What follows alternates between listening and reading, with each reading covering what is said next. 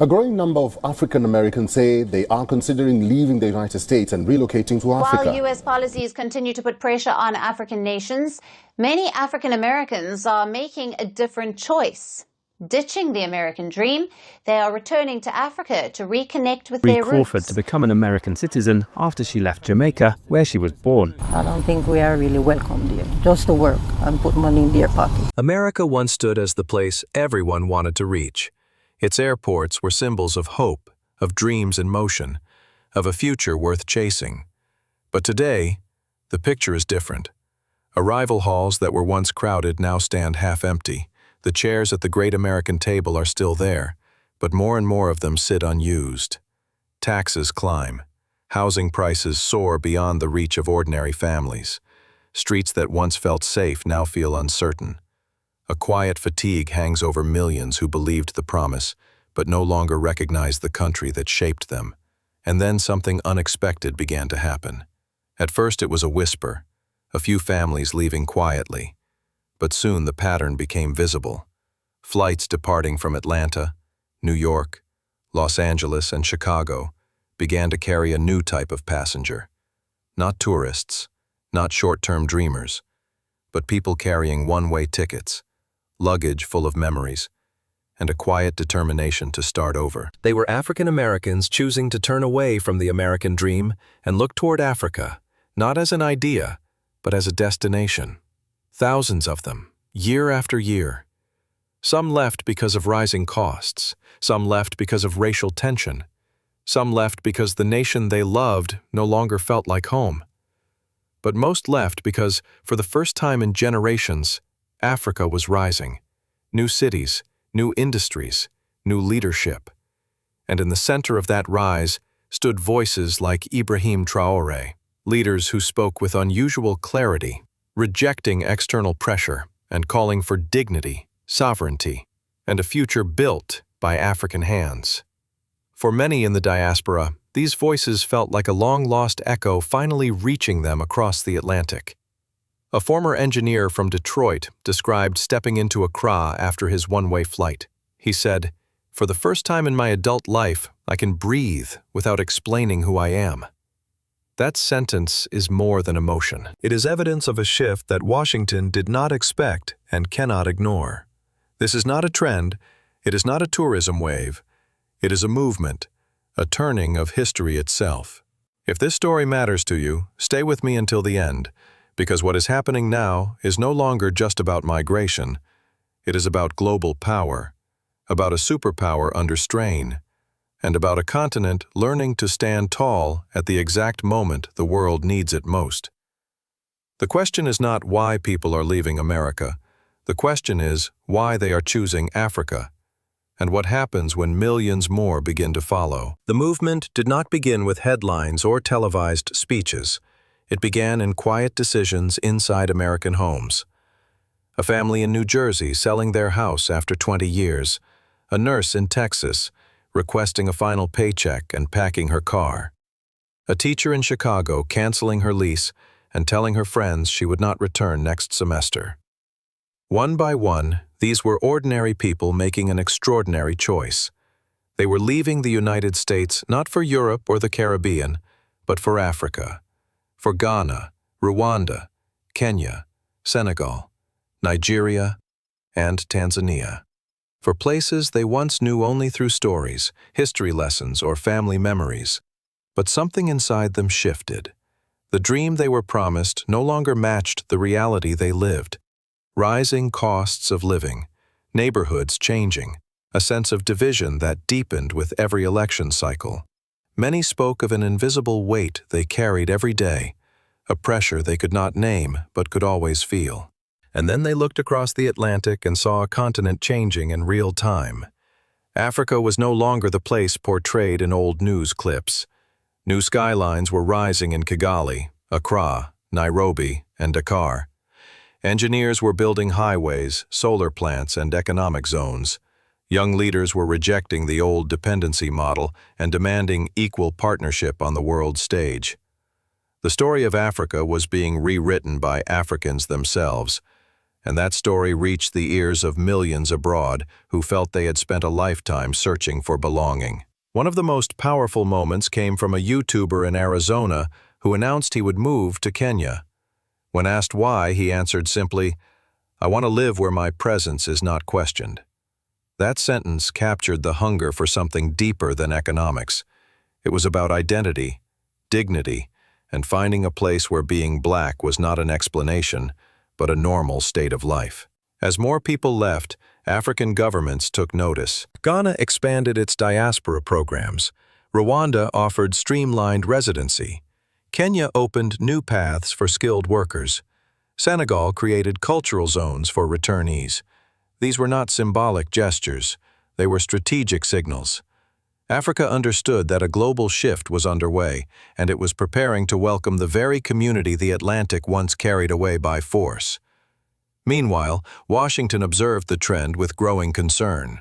Analysts and think tanks began tracking the numbers. Economists measured the loss of skilled professionals. Sociologists warned that the exodus revealed fractures in the social fabric. But what troubled policymakers most was the symbolism. When citizens of a superpower begin to leave by choice, it forces a difficult question. What has changed within the system they are leaving behind? And what has transformed in the places they choose instead? Across Africa, the arrival of African Americans brought more than population. It brought skills, capital, entrepreneurship, and cultural influence. Tech startups in Nairobi began hiring software engineers from Atlanta. Art studios in Accra collaborated with designers from Los Angeles. Real estate markets grew around diaspora communities, building new homes, schools, and businesses. The continent felt a surge of confidence. For the first time in modern history, it was not losing its people, it was gaining them back. And in Burkina Faso, a new kind of leadership emerged, shaping the energy of this transformation. Ibrahim Traoré embodied a voice that resonated far beyond his borders. His speeches on sovereignty and dignity were not aimed only at African presidents. They reached the diaspora who felt disconnected from their own nation. They heard in him a clarity that had become rare, a refusal to bend, a declaration that Africa does not need to apologize for wanting to stand tall. Many African Americans said that when Traoré spoke at the United Nations, they felt he was speaking for them, not as foreigners returning, but as descendants, reclaiming a seat at the table. Somewhere in the midst of this shift, a quiet realization spread. The American dream was not disappearing, it was relocating. A dream rooted in opportunity, freedom, and self-definition was being reborn on African soil. And millions could feel the direction of history changing, even before governments admitted it. If moments are like doorways, leave one open in your mind and write which part of this story you feel the world has yet to understand. Because the truth is simple. The movement of African Americans to Africa did not happen because people were running from something.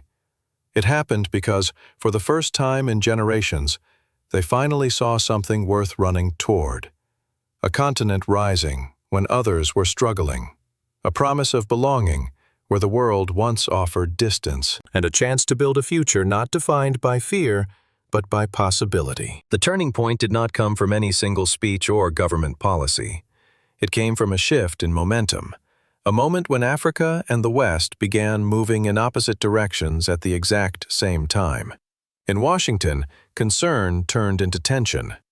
Agencies produced internal reports warning that an unprecedented outflow of skilled African American workers was accelerating. Hospitals were losing nurses. Tech companies were losing engineers. Universities were losing researchers.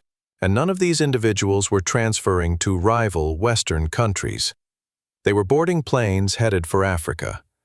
The quiet anxiety inside the American political system grew louder when analysts realized who was benefiting from this shift. It was not Europe, it was not Asia, it was Africa, a continent the West had long assumed would remain dependent, fragmented, and reactive. But Africa was no longer reacting. It was planning, organizing, and moving with a confidence unfamiliar to Washington. In Accra, officials expanded diaspora investment zones. In Kigali, teams accelerated the rollout of digital identification systems for new returnees. In Nairobi, committees drafted business incentives designed specifically for African American entrepreneurs. These were not acts of charity. They were strategic maneuvers, crafted with precision and guided by a single idea. Africa's rise would no longer be delayed by any external power. And in the heart of the Sahel, that idea had found its sharpest voice.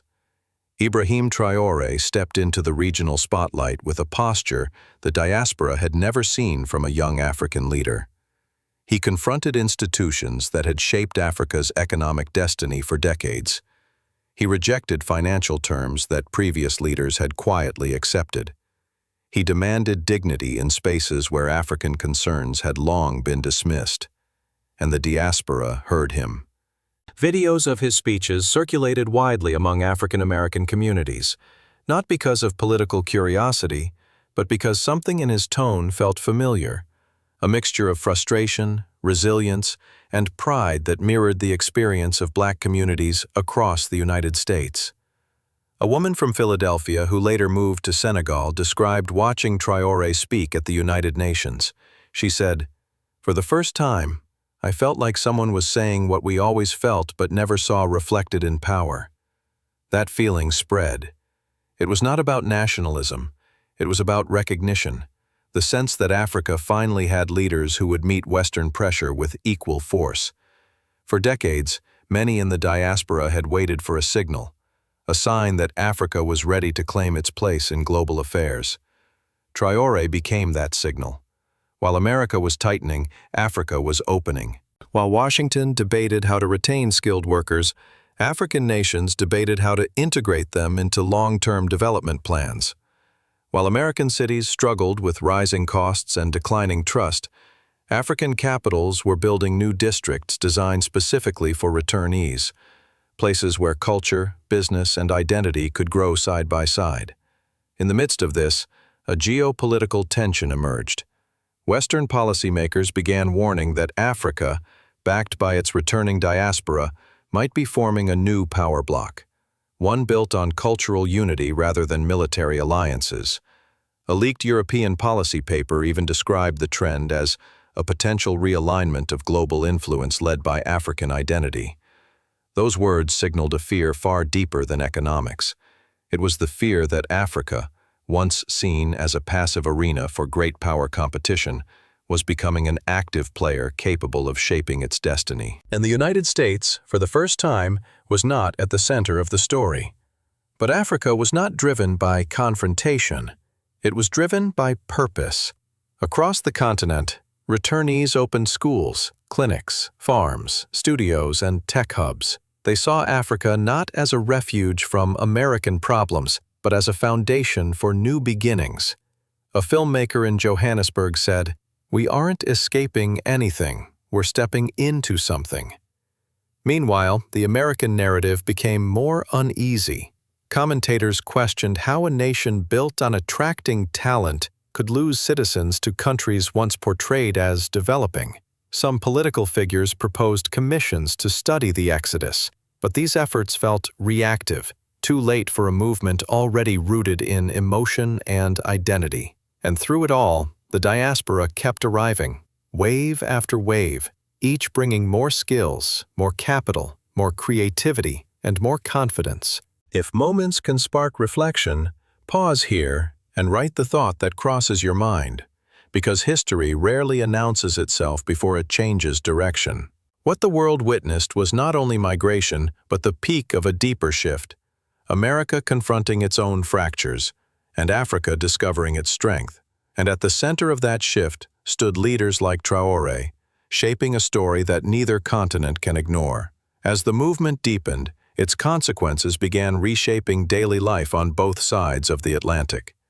In American cities, the impact was subtle at first. A missing neighbor, a quiet apartment, a vacant office desk. But as months passed, entire communities began to feel the absence. Churches reported declining attendance. Local businesses lost loyal customers. Public schools saw veteran teachers resign mid-year because they were relocating to Africa with their families. For the first time in generations, the flow of skilled, educated African Americans was reversing direction. Places like Atlanta, Detroit, and Washington, D.C., cities long considered cultural anchors of Black America, began witnessing a slow but steady thinning of the very communities that had shaped their identity. Economists described it as a demographic tremor. Social leaders described it as a fracture. But those who left described it as liberation. Meanwhile, in Africa, the consequences were equally visible but dramatically different. New districts rose in Accra, Kigali, and Nairobi, whole neighborhoods designed by and for returnees. Cafes, studios, tech hubs, fitness centers, and art spaces formed ecosystems of creativity and entrepreneurship. Streets once quiet at night now glowed with evening gatherings, drum circles, poetry readings, and community events blending American culture with African tradition. Schools founded by diaspora teachers introduced blended curricula. African history taught with Western pedagogical methods, technology labs built next to storytelling rooms, global economics paired with local agriculture studies.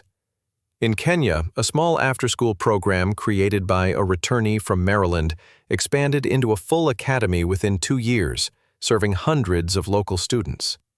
In Rwanda, a dual citizenship community launched Africa's first Pan-African entrepreneur residency, drawing innovators from both continents.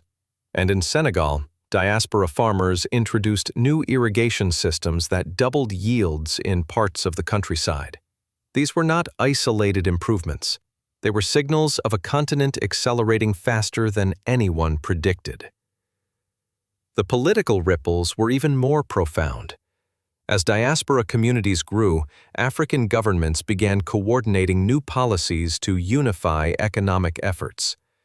Talks expanded between Ghana, Rwanda, Kenya, and members of the AES alliance. Discussion of a transcontinental digital identification system gained momentum. Investment zones connecting West, East, and Central Africa were proposed. Some leaders even suggested a future African diaspora parliament, blending continental representation with voices from the global African community. This idea, once unthinkable, quickly gained traction as diaspora influence expanded. And at the symbolic center of this moment stood the Sahel. Under Ibrahim Traoré, Burkina Faso embraced a narrative of sovereignty that resonated deeply with returnees. Traoré's speeches rejecting foreign control and calling for African unity reached across the oceans, becoming rallying points on social media. Many diaspora returnees described his tone as something they had been waiting to hear their entire lives. Honest, direct, protective, and unafraid. Whether he intended it or not, Traoré became a beacon, a reminder that Africa's story did not have to be written in the margins of Western priorities. He embodied a continent willing to make its own rules. In this atmosphere, the contrast with the United States sharpened. American commentators warned that the loss of African American professionals would weaken key sectors. Policy experts feared long-term cultural consequences, since African Americans had shaped much of America's global influence through music, sports, academia, and activism. Some argued that the exodus symbolized a deeper disillusionment with the American system. Others dismissed the movement as temporary. But the numbers kept rising, and the stories of those who left grew more compelling. A former software engineer from Seattle who moved to Nairobi explained it this way: "In America, I had opportunities. In Africa, I have purpose." That distinction captured something the United States had not anticipated. And as more families found purpose on African soil, African cities grew into centers of innovation that rivaled Western hubs, dynamic, youthful, optimistic, and anchored in heritage rather than assimilation. If words can light a path, consider which part of this shift feels closest to the future, and leave your reflection for others to build upon. Because while America was tightening its grasp on old institutions, Africa was expanding its reach toward new horizons. The continent was no longer waiting for permission to rise. It was rising because millions finally believed it could. Across the United States, the growing exodus forced policymakers to confront a reality they had long avoided. For decades, America relied on the strength, culture, and innovation of its African American population to project soft power around the world. Their influence shaped music, sports, education, film, and even diplomacy. But now, the very community that once anchored America's global identity was looking elsewhere for belonging. What unsettled Washington most was not the number of people leaving, but the direction they were headed. They were not moving toward traditional power centers. They were moving toward Africa, a continent the West had spent decades portraying as dependent or unstable. Yet Africa was stabilizing, unifying, and rising at the exact moment the United States was wrestling with internal fractures. Think tanks in Washington, London, and Brussels began releasing reports warning that the shift could alter global influence. The phrase, reverse Atlantic realignment, appeared in several policy papers. Analysts noted that if even a fraction of the African American middle class moved to Africa over the next decade, it could accelerate African GDP growth, strengthen African institutions, and create a unified cultural and economic bloc the West would struggle to compete with. Meanwhile, African leaders welcomed diaspora returnees as partners, not guests. Their presence strengthened education systems, boosted local industries, and amplified Africa's global voice. A new form of soft power emerged, one built on cultural unity, not military alliances. And within Africa, leaders like Ibrahim Traoré added a sharper edge to this rising confidence. His firm stance against foreign dominance signaled to the world that Africa would no longer negotiate from a position of weakness.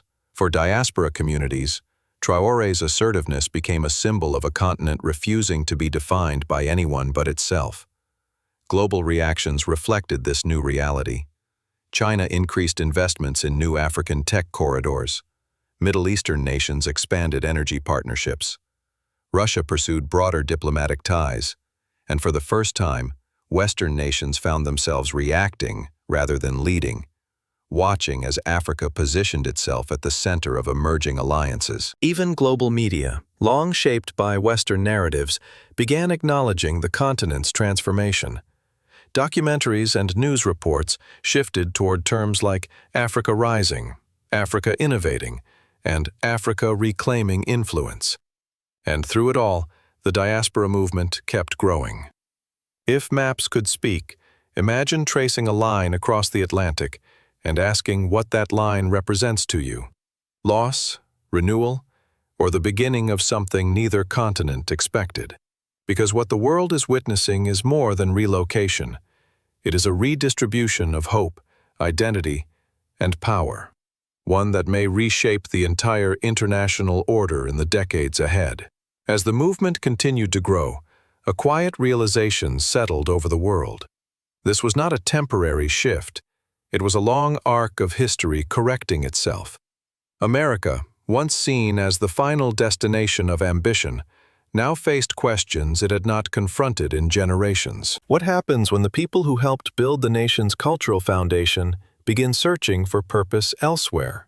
What does it mean when the descendants of those who survived centuries of displacement choose to walk toward the continent their ancestors were taken from? In Washington, these questions carried the weight of a strategic warning. The departure of skilled African Americans was more than a demographic concern. It revealed a deeper fracture in national confidence, a sign that for many, the promise of equality felt increasingly distant. Policymakers understood the risk. If Africa continued rising, and if the diaspora continued returning, that momentum could create a global center of gravity the West could no longer influence or contain. Meanwhile, in Africa, the tone was entirely different. Streets in Accra, Kigali, Nairobi, and Dakar felt alive in a way that defied old stereotypes. Families arrived not in fear, but in hope. Communities blended without hesitation. Across the continent, the sense of rediscovery was palpable. For many returnees, stepping onto African soil felt less like migration and more like restoration. Entrepreneurs found landscapes ready for innovation. Teachers found classrooms eager for new methods. Artists found inspiration rooted in centuries of untold stories. And at the heart of this rise stood leaders who believed Africa had waited long enough. Among them, Ibrahim Traoré emerged as a defining voice. His speeches were not polished for Western audiences. They were grounded, fierce, and unyielding. He spoke of sovereignty not as an aspiration, but as a requirement. He spoke of dignity not as a gesture, but as a right. And for millions across the diaspora, his words carried the weight of recognition. The feeling of finally hearing a leader who saw them, claimed them, and invited them to help rebuild the future. If stories carry echoes, let this one linger for a moment. Consider what it means for a nation to lose people, not to war or disaster, but to the promise of a rising continent. And consider what it means for Africa to stand taller each time another family chooses to return. The world is shifting. Power is tilting. A new chapter is being written by people who once had no seat at the table. Now they are building a table of their own. If you believe Africa deserves dignity and a voice in shaping its future, share your thoughts below and stay with us for the next chapter.